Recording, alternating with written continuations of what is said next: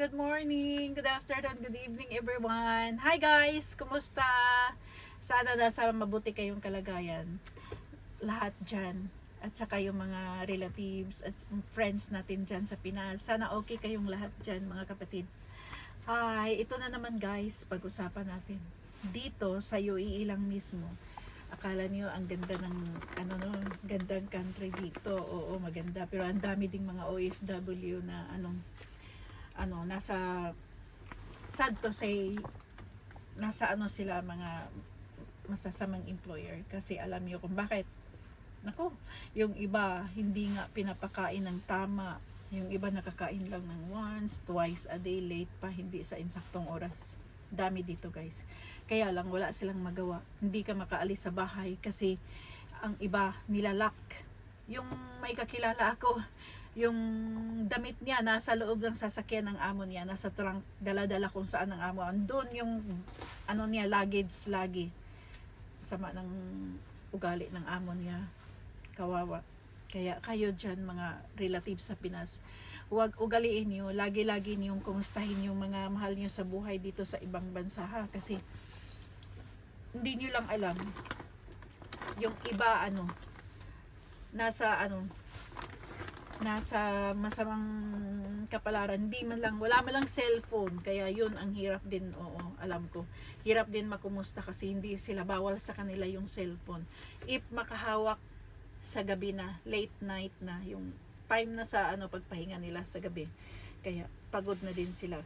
Ugaliin nyo lang, kumustahin nyo, kasi dami dito guys, ang dami ditong nasa ganyang kalagayan na nasa yung sila, nasa ang yung employer nila ang sasama ng mga ugali, ganun, ang higpit, tapos yung salary nila delay pa, tapos daming trabaho, walang pahinga, tapos ganun, ang hirap ng kung pwede nga lang dalhan ng pagkain, dalhan ko na, kaya lang hindi din pwede kasi mapahamak din tayo.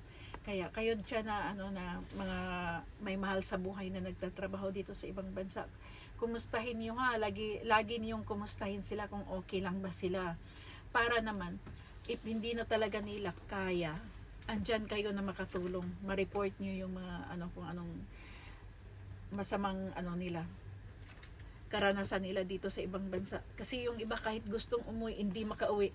Yung iba nasa disyerto pa yung bahay nila. Yung iba pinapa ng mga kambing. Yun ang trabaho nila doon sa disyerto, ang init-init, nag-aalaga ng mga hayop ng mga amo nila. Yun ang trabaho nila. So wala ding signal doon. Ang hirap.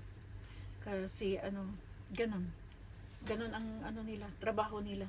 Kaya wag niyong wag mas ba yun? Ano ba yun sa Tagalog? Yung wag niyong masamain kung wala kayong matanggap na tawag o kaya message, kaya yun. Kasi hindi sila, bawal sa kanila yung maghawak ng phone. Yung iba binabawi talaga yung cellphone at hindi makatawag. Ganun ang sitwasyon nila. Kaya wag agad masama ang loob if ganun na hindi niyo na makontak yung mga mahal niyo sa buhay.